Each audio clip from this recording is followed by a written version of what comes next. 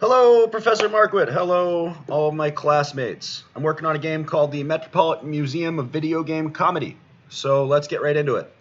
To start, I wanted to prototype a museum environment. I didn't really know what this game was going to look like, so that was where I started. I also needed to collect art for the first chunk of the game, which is called Four Jokes. I needed to actually level design Four Jokes. I needed to figure out lighting and post processing, and I needed to start writing the script for all of the voiceover in the game.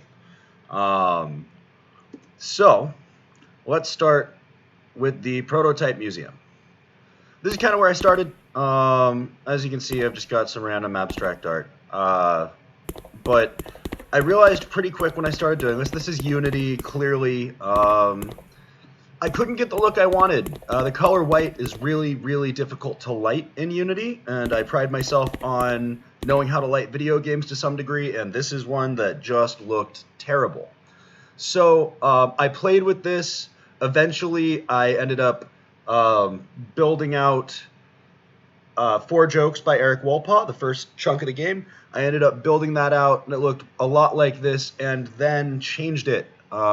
Went back through and made some changes that I think look nicer. So let's get right into Four Jokes. Actually, before I do that, just to add context to what you are about to see, there is.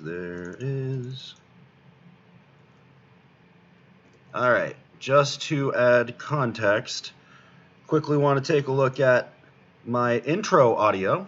So this is how the game is going to start. I hope it records loud enough that you can hear it. Welcome to the Metropolitan Museum of Video Game Comedy. My name is Austin. I'll be your tour guide today as we explore an incredibly important flashpoint in video game narrative history. So, let's get started. In January 2005, Gabe Newell, the president of Valve Corporation, decided to throw a game jam with some of the most legendary game designers of all time. Names like Tim Schafer, Eric Wolpaw, Chet Falachek, and others all came together to battle each other to earn the favor of Gabe Newell, who had just rocked the gaming world with the release of Half-Life 2. This game jam's theme was conversation, and once Gabe declared the start of the game jam, all of Valve's developers split into teams. Unfortunately for Eric Wolpaw, he got stuck with one programmer and Jeff the Coffee Guy, which significantly limited the kinds of games he could make or design. Eric wasn't concerned, though, and instead wanted to deliver his narrative to the player unhindered by gameplay. Eric set to work and quickly put together his masterpiece. Let's take a look. So that piece of audio is actually going to play in a gallery environment before we start this game, but I did want to start here. As the audio said, let's take a look. Four Jokes by Eric Wolpaw. Now, if you don't recognize the name Eric Wolpaw, all you really need to know about him is he was one of the writers on Half-Life 2, Psychonauts, Left 4 Dead 2, Left 4 Dead, Portal 2, etc. If you ever saw writing on a wall in a Valve game, either in Left 4 Dead or Portal or whatever, that was written by Eric Wolpaw. So I wanted to kind of look into that. So this is Four Jokes by Eric Wolpaw. Next room.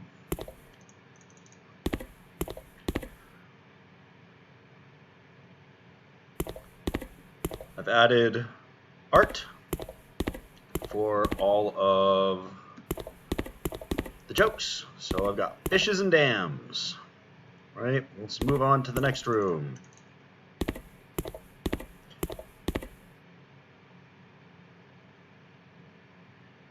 Paintings. There should be an audio trigger in this next environment, so if you hear something in a second, that is recorded in the game and not me. And here's a visual joke. This is my favorite joke so far. Coyote Roadrunner.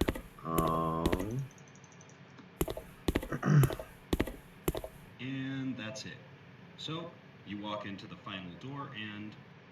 Again, that was recording within the game. Walk through the final door. Voila. Black void. The player turns around and jokes are only funny once. Eric was the... So, I've got a pretty good structure for what I am trying to do with game 1, and I think I've created a pretty good look for the game. I am having some issues with how I'm doing the walls. I may replace those at some point because I was having issues with lighting these walls. This is the best I've gotten so far. I'm going to continue to work on that. What else did we have in the first milestone? Voice acting, script, lighting and post, level design, collect art for 4 jokes, prototype museum environment. Yeah, so that wraps it up for milestone 1. I am really liking this game. I think once I'm done with it, Professor Marquit, you're going to think it's hilarious. It's clearly, I'm tributing Davey Wreden and William Pugh, who made the Stanley Parable, one of my favorite games. I know you appreciate Stanley Parable and Beginner's Guide as well. So I look forward to showing you some more milestones. Thank you so much.